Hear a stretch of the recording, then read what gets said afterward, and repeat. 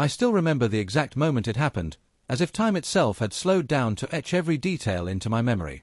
The day had begun so ordinarily, the hum of traffic below my balcony, the chatter of neighbors, the thick humidity of Manila pressing against my skin. And then, without warning, the sky broke. It didn't explode, not in fire or thunder, but it fractured like glass under pressure. A jagged tear opened above the Pacific, shimmering as though reality itself had been sliced open. Through that wound, they came.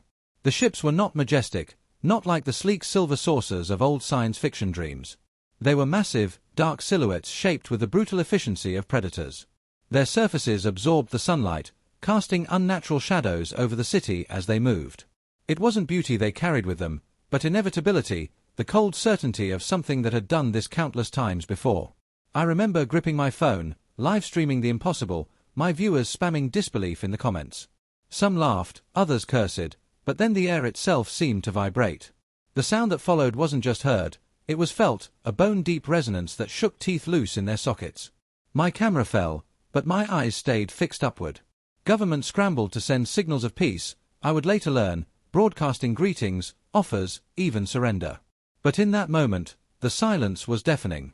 The ships didn't respond, didn't acknowledge us. They hung in the air like carrion birds waiting for a feast.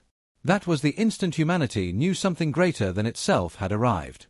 And yet, as terrifying as it was, none of us truly understood what it meant. We thought we were defenseless. We thought we had no chance. But the truth, waiting to be revealed, was far stranger. The world governments acted quickly, or at least they tried to. Messages were blasted into the void, mathematical signals, translations of human languages, even recordings of music meant to symbolize peace. They begged for communication, for understanding, for even a single response. None came. The silence of those vast machines hovering over our skies was worse than any weapon. They didn't need to fire. Just being there crushed us with the weight of inevitability. At first, humanity turned on itself. In New York, riots erupted within hours as supplies vanished from shelves. Across Europe, highways clogged with cars fleeing cities, even though there was nowhere to run. Religious leaders declared the end of days, while others whispered that perhaps the visitors were saviors here to lift us from our broken world. But deep down, everyone felt the same truth clawing at their chests. We were prey, and predators had finally arrived. Days later, their first move came. A small detachment of ships broke away from the larger fleet, descending quietly over the frozen tundra of Siberia. Not over a capital, not over a military base, but over farmland and villages so remote the world barely noticed. At first, people thought it was meaningless, an accident, or maybe reconnaissance. But the truth was simpler and far more chilling. They weren't here to negotiate, and they weren't here to conquer outright. They were testing us, prodding Earth the way a butcher inspects livestock before the slaughter. Their troops disembarked in a village no larger than a speck on the map. Towering figures wrapped in armored shells, moving with mechanical precision. They expected no resistance. Why would they? To them, we were nothing. Just another planet to be stripped and abandoned. But it was in that frozen, forgotten place that their first miscalculation took root. The first clash was never meant to be remembered. In the eyes of the aliens, it was a routine exercise, a simple test of how quickly humans would break. They descended on that village with weapons humming, armor glinting under the pale Siberian sun, confident that the sight of them alone would scatter the locals.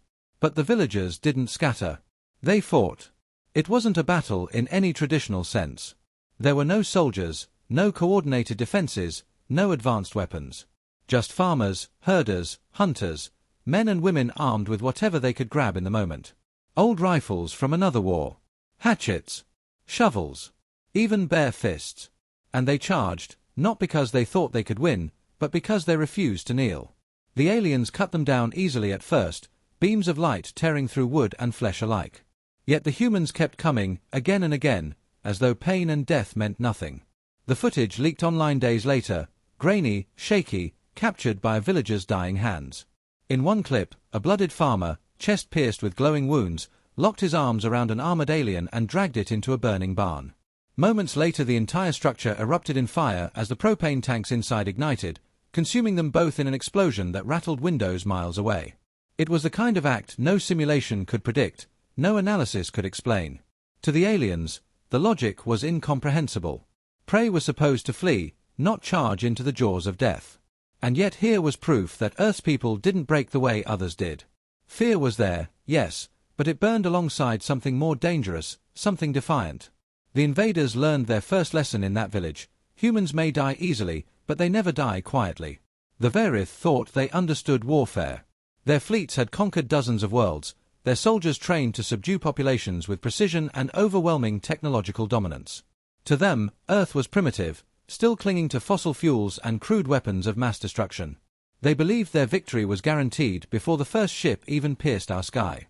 But what they didn't realize was that our most dangerous weapon wasn't hidden in our arsenals, it was buried in our history. For thousands of years, humanity had honed the art of conflict. We weren't strangers to conquest, rebellion, or the collapse of empires. Entire civilizations had risen and fallen on the edge of a sword, and each collapse had taught us how to fight smarter, harder, and longer. Unlike other worlds that surrendered at the first sign of hopelessness, humanity had lived with hopelessness since its beginning. We had turned survival into instinct, and war into craft. When the Verith pushed deeper into our territories, they expected resistance to crumble in hours. Instead, they found themselves hunted in ways they could not comprehend. Supply lines vanished into ambushes. Patrols disappeared in forests where the night itself seemed alive with enemies. Improvised traps, simple mines, crude explosives, even sharpened wood, disabled their advanced machines. Farmers became saboteurs, children became lookouts, and entire neighborhoods became militias. The most terrifying part for them wasn't our weapons but our creativity. Every defeat only fueled more ideas, every tragedy sparked new determination. They began to realize that Earth wasn't fighting as a unified army, it was fighting as billions of individuals, each willing to die if it meant taking one invader with them. It wasn't strength that unsettled the Verith. It was the unshakable will of a species that refused to surrender, no matter the cost. The cost of our defiance was almost unbearable. Every day brought new reports of cities erased, of millions lost in moments. Skyscrapers once filled with light became hollow skeletons, their glass shattered, their steel twisted by alien fire. Streets I once walked through bustled with life, now they were rivers of ash and silence. I can still recall standing in the ruins of Tokyo, the air thick with smoke that stung my lungs, the smell of charred stone and blood lingering like a curse. People moved like ghosts through the wreckage, their faces hollow, yet their eyes still burning with something unbroken. It was not victory that drove them, it was survival, raw and relentless. Mothers carried infants through the rubble, fathers dug through collapsed buildings with bare hands to reach anyone still alive. Teenagers armed themselves with nothing more than pipes and bottles of fire, standing guard over what little remained of their homes. The Verith expected terror to paralyze us. Instead, terror became fuel for rage. I remember one scene most vividly, a young girl no older than 8 clutching a kitchen knife, standing before her mother as a drone hovered overhead. She was shaking, tears running down her face, but she refused to drop the blade. That image spread across the world, not as propaganda, but as truth. It showed us what it meant to resist, even in the face of certain death. The aliens didn't understand this kind of madness. On every world they had conquered before, fear had broken resistance quickly. But here, every strike seemed only to harden our resolve. Our losses were immense, unbearable even, yet the will to fight never faltered. We were bleeding, but we were not bowing, and that terrified them more than our weapons ever could. Whispers began to spread among the invaders, carried in intercepted transmissions and whispered by prisoners taken alive. The Verith were not invincible, and worse for them, they were beginning to realize it. Commanders argued about why this campaign was dragging on far longer than expected.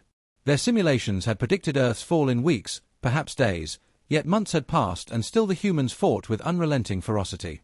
Soldiers who once walked with arrogance now hesitated before deployment, some even refusing outright to be sent into human territory. The fear was new to them, and it spread like a sickness. Captured soldiers spoke of their comrades describing humans as cursed, a species born from war and shaped by struggle. They told stories of entire units wiped out not by armies, but by small groups of civilians who fought with suicidal determination. "They don't surrender," one prisoner whispered, trembling. "They don't stop. Even when they're dying, they fight harder." To the Verith, it was not bravery but insanity, and insanity was far more dangerous than fear. And then came the realization that shattered them. This wasn't even our first time. Empires had risen over us, invaders had crossed our lands, tyrants had sought to rule us. Every one of them had fallen, crushed not by overwhelming strength, but by humanity's refusal to yield. We were already practiced in resistance, already forged in fire. Earth was a battlefield long before the stars ever noticed us. The Varith began to understand that the problem wasn't our weapons, nor our numbers. It was something deeper, something woven into our very nature. Earth was not a defenseless planet. Earth was a graveyard, and those who sought to conquer it were only digging their own. In the end, their departure came without warning. One morning, people woke to clear skies where alien ships had once loomed like storms frozen in place. No thunder, no farewell message, no declaration of defeat, just absence. The Varith rose into the air in silence, their massive vessels cutting through the clouds, and then, as suddenly as they had appeared, they were gone. The wound in the sky sealed itself shut, leaving behind only a blue canvas as if nothing had ever happened. But we knew better. The scars they left on our world would never fade. There was no celebration, no grand moment of triumph. Instead, there was a grim, exhausted silence. We buried our dead, sifted through rubble, and tried to stitch our shattered cities back together. In some places, people prayed. In others, they cursed the sky. Yet across the planet, one truth echoed: we had endured. Not because of governments or armies, but because ordinary people had stood when standing seemed impossible. Sometimes I wonder what story the Varith told when they returned to their empire. Perhaps they lied, claiming Earth was barren, unworthy of conquest. Perhaps they admitted the truth, that they had faced something far more dangerous than advanced technology. They had faced a species too stubborn to die, too reckless to surrender, too defiant to be enslaved. I think of the girl with the kitchen knife, the farmer who dragged an alien into a burning barn, the families who fought with nothing but their will to survive. These are Earth's weapons, and they are the reason we still breathe. The galaxy may never know why Earth is left untouched.